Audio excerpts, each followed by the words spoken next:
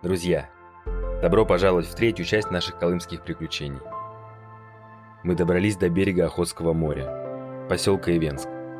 И еще не знаем, что путь наш проляжет гораздо дальше. Туда, где заканчиваются любые дороги, и начинается бесконечная северная тундра. Там, на самом краю Магаданской области, у границы с Камчаткой, затерялся маленький корякский поселок, где живут всего около 20 человек. Без декораций, без фильтров. Жизнь, как она есть, на крайнем и суровом севере. Мы сломали танк, ранили Тайсона, но все равно дошли до конца. Итак, добро пожаловать в мир тундры, ветра и настоящего севера.